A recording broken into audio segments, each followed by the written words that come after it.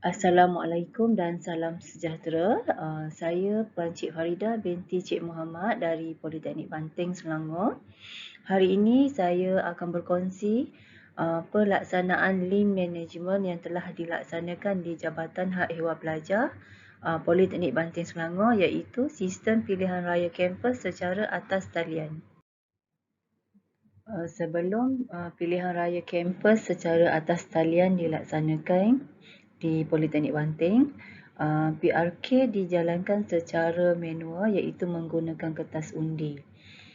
Hasil daripada pemerhatian pelaksanaan kaedah manual ini, didapati ada beberapa perkara yang boleh ditambah baik dan satu kaedah analisis sebab dan kesan telah digunakan dan mendapati 4 sebab utama yang diambil kira yang telah memberi kesan kepada pelaksanaan secara manual tersebut, iaitu manusia, kaedah dari segi kaedah, dari segi bahan dan juga dari segi mesin.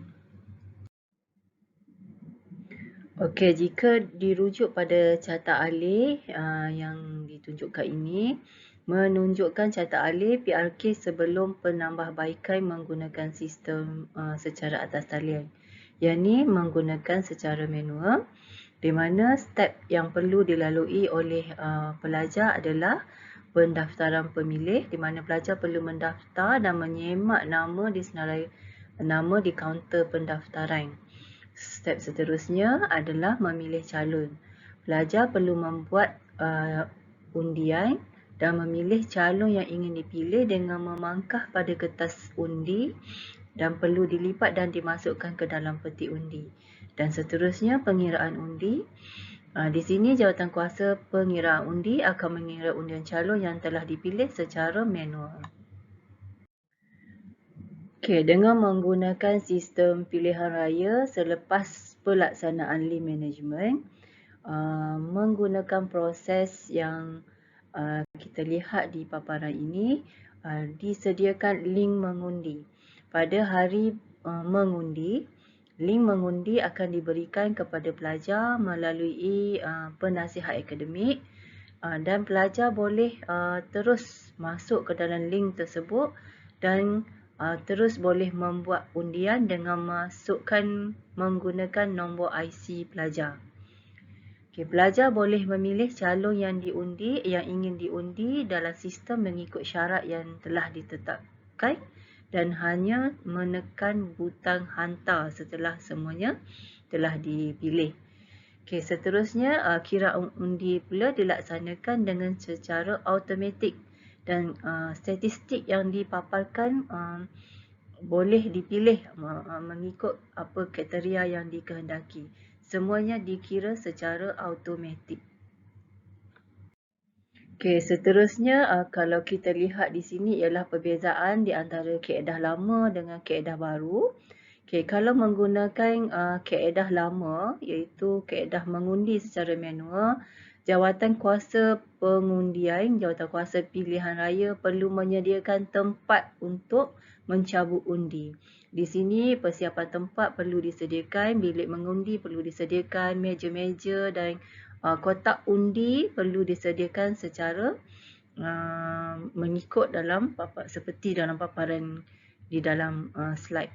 Okey, kalau untuk yang kaedah baru, hanya link mengundi diberikan pada hari mengundi, diberi melalui penasihat akademik ataupun dipaparkan pada website rasmi Politeknik Banting. Okey, seterusnya ialah kajian pelaksanaan ke atas sistem pilihan raya secara atas talian. Hasil daripada beberapa soalan yang telah diberikan merujuk kepada soalan nombor 16. Sistem ini memudahkan proses pengundian atas talian yang saya perlu lakukan dan kebanyakannya kalau kita lihat hampir 116 iaitu 52% pelajar bersetuju memudahkan proses pengundian. Seterusnya sebanyak 61.4% bersetuju sistem ini menjimatkan masa berbanding dengan pengundian secara manual. Okey, seterusnya sambungan daripada kajian pelaksanaan. Sebanyak 61.4% daripada responden bersetuju memilih skor 4 dengan menyatakan sistem ini menjimatkan kos. 63.2% responden bersetuju menyatakan bahawa melalui pelaksanaan secara atas talian ini mereka boleh menggunakan apa-apa sahaja peranti untuk melaksanakan pengundian seperti telefon pintar, komputer dan juga laptop. Dan seterusnya, sebanyak 57.4% responden bersetuju bahawa melalui sistem pilihan raya secara atas talian ini, keputusan pengundian boleh dikeluarkan dalam masa yang singkat. Banyak statistik yang boleh diperolehi daripada sistem pengundian melalui secara atas talian ini. Okey, sebagai kesimpulannya, saya dapat membuat rumusan di sini bahawa pilihan raya yang dijalankan secara atas talian ini adalah sangat baik dan membantu melancarkan proses pilihan raya kampus yang dilaksanakan di Politeknik Banting, Selangor. Jadi, sistem ini seharusnya digunakan untuk menyahut seruan kerajaan supaya melakukan penjimatan di samping memberi tahap keberkesanan yang tinggi kepada sesuatu aktiviti yang dijalankan. Okay, itu sahaja perkongsian daripada saya, Cik Farida binti Cik Muhammad dari Politeknik Banting, Selangor. Sekian, terima kasih.